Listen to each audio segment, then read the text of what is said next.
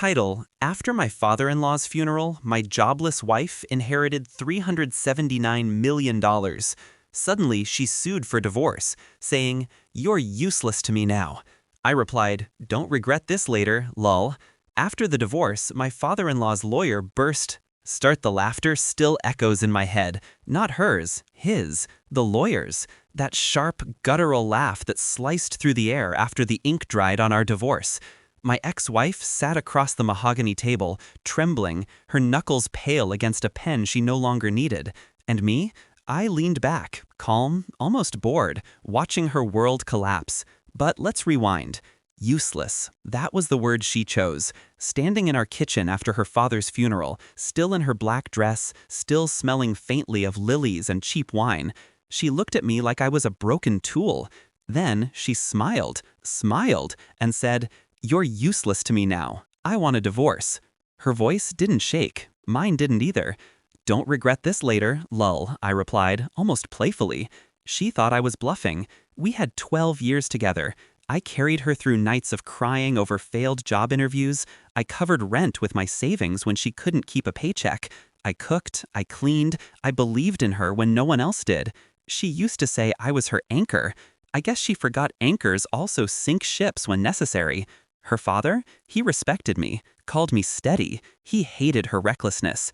That's why when he died, I braced myself, not for grief, but for her transformation. Money corrodes quicker than acid. I noticed the shift immediately. She stopped making eye contact. She started sleeping with her phone under her pillow. Her lawyer's number appeared in her call logs, hidden under the name dentist. I confronted her once, casually.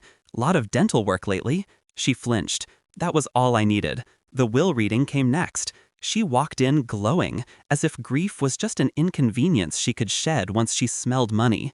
$379 million. That was the figure announced. And just like that, my wife, the woman I had built my life around, was gone. Not physically, not yet, but spiritually, she was already on another planet. She thought I was stupid. She thought jobless meant powerless. She didn't know I'd spent months cultivating a relationship with her father's lawyer, over whiskey, over golf, over mutual distaste for her arrogance. What she also didn't know, her father despised gold diggers, even if they shared his blood. He wrote his will like a trap, and I knew every spring-loaded clause. So, when she served me the divorce papers, I signed without hesitation. I acted small, weak, exactly how she wanted to see me. Meanwhile, I had already secured copies of her texts with the dentist, her gambling debts, her reckless spending habits. I filed them neatly. The lawyer didn't need them, but I wanted insurance. Stage 1, silence. I didn't argue, didn't beg, didn't fight for assets. She mistook my quiet for defeat. Stage 2, patience. I let her rush the divorce, eager to untie herself from me. She thought freedom was within reach. Stage 3, the reveal.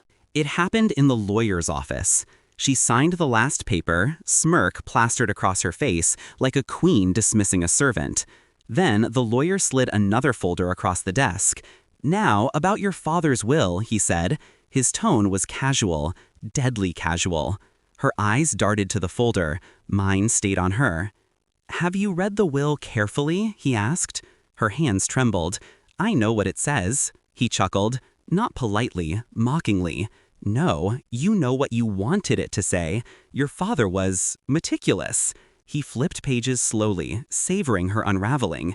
Then he landed on the clause I already knew by heart.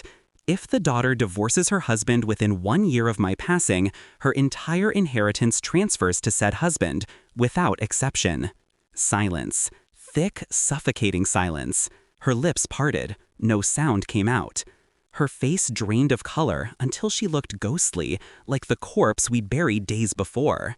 I leaned forward, finally breaking my silence. "Don't regret this later, lol," I whispered. She slammed her fists on the table. "No, this isn't fair." The lawyer laughed harder this time, almost doubling over. "Fairness? Your father anticipated you perfectly. He wanted to make sure loyalty mattered more than greed." I signed one more document, just one, and in that moment, $379 million shifted from her trembling hands into mine. She stormed out of the office, her heels clicking like gunshots down the marble hallway. I didn't follow. Why would I? Her story ended there. Mine began anew. Justice doesn't always come with blood. Sometimes it arrives dressed in silence, patience, and the stroke of a pen.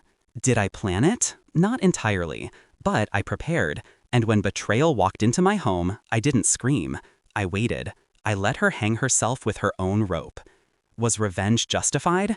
I don't ask that question anymore. Because the truth is simpler. She betrayed me. She underestimated me. And in the end, she destroyed herself. I just collected the ashes. I was her anchor once. Now, I'm the weight that pulled her to the bottom, and I don't regret a single second of it.